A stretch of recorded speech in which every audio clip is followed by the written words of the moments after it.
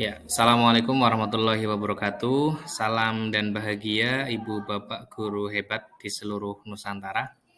Perkenalkan, nama saya Aziz Aneko Putro dari SMK Negeri 1 Bukateja, Kabupaten Purbalingga, Provinsi Jawa Tengah. Ingin menyampaikan sebuah pengetahuan dalam proses pendidikan guru penggerak. Dalam hal ini modul 2.2 koneksi antar materi pembelajaran sosial emosional. Langsung saja, di sini ada dua gambar. Yang pertama gambar dengan penuh atau rapet ya, dengan penuh daunan yang banyak sekali. Kemudian ada satu gambar yang hanya akar-akarnya saja, yang di situ terlihat lebih nyaman, terlihat lebih enak, terlihat lebih rapi. Ini kita ibaratkan atau saya ibaratkan ini adalah sebuah kondisi emosional kita di mana saya yakin Bapak Ibu guru pernah menjumpai permasalahan baik permasalahan di dalam kelas maupun di dalam sekolah. Yang kemudian sisi yang pertama, anggap sisi yang kanan ini menangkap dari permasalahan-permasalahan itu sehingga terjadilah emosi di sini lebih ke suasana hati yang bisa dikatakan sedih, murung, kecewa dan lain sebagainya. Namun gambar yang sebelah itu adalah gambar di mana sudah mulai netral, terlihat lebih tenang, terlihat lebih menjumpai titik-titik akarnya sehingga transisi inilah yang kita harus pelajari, transisi inilah yang harus kita pahami bersama dalam memperoleh proses pembelajaran sosial emosional. Dalam koneksi antar materi ini nanti kita akan mempelajari di mana prosesnya adalah bagaimana seseorang atau siswa atau murid dalam sebuah pembelajaran itu merespon sebuah permasalahan, baik dari guru maupun dari murid itu sendiri. Merespon sebuah permasalahan, kita tahu akarnya, kita tahu permasalahannya, kita tahu sebabnya. Setelah tahu sebabnya, kita mulai menyadarkan diri. Ini sesuai dengan teori pada proses pembelajaran sosial emosional.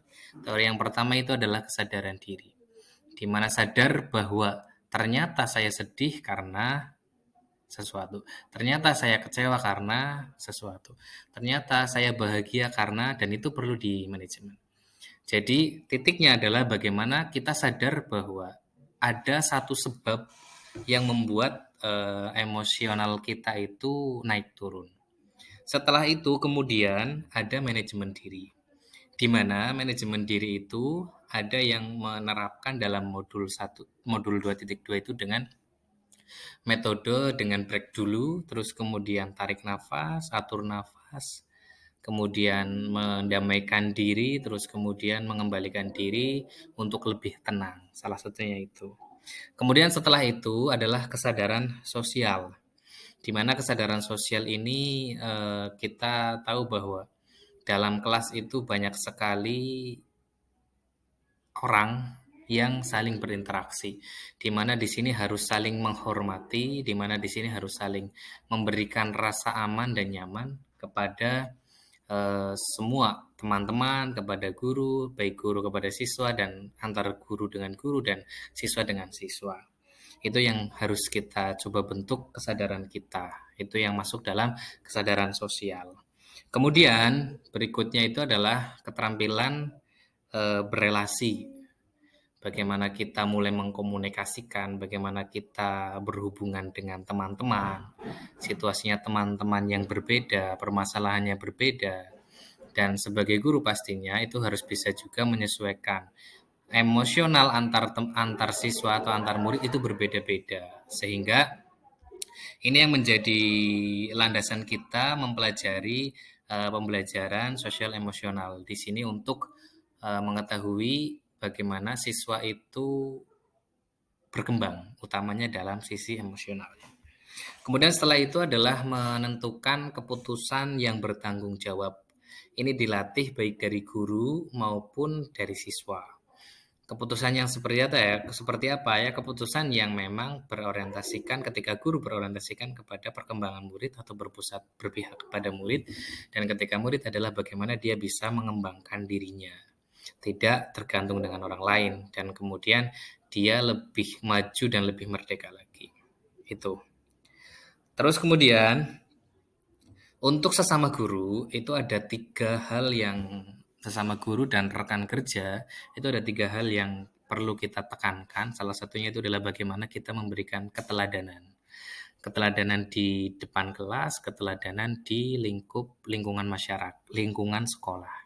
Kemudian setelah itu adalah keterampilan bagaimana kita berkolaborasi dengan banyak orang, berkolaborasi untuk mensukseskan sebuah agenda, dan di situ harus terus dilatih juga bagi seorang guru. Karena di situ tidak dapat mengembangkannya itu sendiri. Jadi kita mesti berkolaborasi. Kemudian yang berikutnya adalah tetap belajar ya. Keterampilan keteladanan, berkolaborasi, dan yang ketiga itu tetap belajar. Di mana ilmu sekarang sudah gampang sekali diakses, lebih semangat lagi untuk bisa mempelajari suatu hal yang belum bisa kita pahami. Itu. Terus yang berikutnya itu adalah baik, slide berikutnya itu adalah pertanyaan di LMS, bagaimana di sini ada sebelum mempelajari modul ini bagaimana dan saya berpikir seperti apa, sehingga setelah mempelajari modul ini ternyata, sebelum mempelajari ini saya memang sudah menerapkan, salah satunya adalah mengatur nafas kepada para siswa, di mana saya ingin memberikan sedikit doktrinasi dan motivasi, cuma dengan syarat mereka harus mengatur nafas dulu, supaya lingkungan kelas itu lebih terkondisikan dengan baik atau kondusif. Kemudian setelah itu baru saya kasih muatan-muatan positif yang menggugah mereka untuk lebih bergerak lagi, menggugah mereka untuk lebih maju lagi dan lebih semangat belajar lagi. Dan kemudian setelah mereka atur nafas, kita memberikan menyampaikan banyak hal atau sesuatu hal juga mereka dalam posisi matanya tertutup seperti itu. Itu akan lebih coba untuk menerapkan. Saya biasa menerapkan itu di akhir sesi sehingga materi yang sudah diberikan itu harapan saya itu bisa menancap pada diri mereka masing-masing untuk kemajuan dari mereka masing-masing. Lah ternyata setelah mempelajari modul ini itu juga relate ya sesuai dengan modul ini, sehingga saya coba nanti akan kembangkan lagi dan saya pelajari ini ada perkembangannya, yaitu selain kepada siswa juga di modul ini mempelajari bagaimana kita berelasi kepada rekan guru, di mana tadi ada kita butuh keteladanan, butuh berkolaborasi, dan butuh lebih belajar lagi. Salah satunya itu. Terus kemudian setelahnya adalah kita juga diajari bagaimana kita mengontrol diri dalam situasi-situasi yang mungkin tidak enak. Entah itu kekecewaan, entah itu kesedihan, entah itu kemarahan dan lain sebagainya. Itu kita diajari juga untuk mengatasi itu semuanya. Jadi bukan hanya untuk siswa saja, tapi juga untuk para guru. Selanjutnya, pertanyaan berikutnya itu adalah berkaitan dengan kebutuhan belajar dan lingkungan yang aman dan nyaman dan memfasilitasi seluruh individu untuk memperoleh kesejahteraan psikologi. Ya. Kemudian hal yang mendasar yang penting saya pelajari adalah salah satunya adalah membentuk kesejahteraan psikologis ini ya, atau well-being ini saya pelajari juga bagaimana kita berinteraksi dengan seluruh guru dan karyawan yang ada di sekolah kami. Di mana di sini kita mungkin bisa mengikuti arahan dan lain sebagainya, cuma kita juga perlu menyeimbangkan psikologi kita supaya kita tetap dalam posisi yang netral dan bahagia. Pastinya psikologi yang sejahtera, yang bebas, yang berdaulat, yang tenang ya, yang tidak mengganggu, yang tidak terganggu dan seterusnya. Ini yang penting untuk kita pelajari, karena dari sisi guru inilah nantinya turun kepada murid itu menjadi bagaimana guru itu memperlakukan para murid. Karena itu sangat berpengaruh. Saya ingat ada cuplikan sebuah video di mana seorang guru yang mungkin Di situ terlihat sekali sedih gitu ya. Ternyata di depan kelas langsung mencoba menarik nafas, terus mengembalikan mood-nya, mengembalikan ekspresi dirinya, mengembalikan suasana hatinya, dan kemudian dia masuk ke kelas dengan kondisi yang tersenyum. Itu salah satu yang menurut saya perlu juga diterapkan ya, di mana kita harus tetap bahagia, di mana kita harus tetap stabil dalam mengelola kelas. Terus pertanyaan yang ketiga adalah berkaitan dengan nomor dua tadi, perubahan yang akan saya terapkan di kelas, di sekolah, bagi murid-murid dan bagi rekan sejawat. Bagi murid-murid tentunya dalam satu siklus pembelajaran atau dalam satu pertemuan itu pastikan kita memiliki beberapa jam pembelajaran ya. Dari jam pembelajaran ini sebisa mungkin coba saya terapkan itu bagaimana mengelola emosi di dalam kelas tersebut. Emosinya artinya mungkin ada grafiknya turun, stabil, terus naik dan seterusnya. Dan kemudian nanti setelah itu eh, dan kemudian nantinya itu ada situasi yang naik, ada yang turun, ya maksudnya itu emosinya, dan itu berbeda-beda. Nanti coba kita atau saya terapkan bagaimana dalam satu pembelajaran itu kita terapkan mengatur atau mengontrol emosi dari para murid. Emosi di sini ya baik naik turun tadi terus dan seterusnya seperti itu. Di mana nantinya itu memperoleh siklus pembelajaran yang juga menarik, terus nyaman dan aman bagi guru dan juga bagi para murid-murid.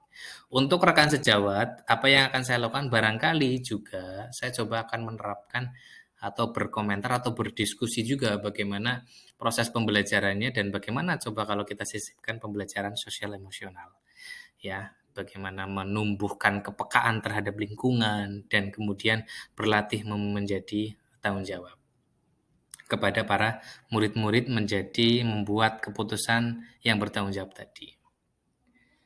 Itu terakhir adalah gambar, ini bukanlah acting, tapi ini adalah bagaimana situasi hati yang di belakang itu kurang enak, tapi kita harus tetap bisa menjadikan diri kita yang selalu positif, selalu tersenyum, dan selalu memberikan atau menebarkan hal-hal yang positif juga.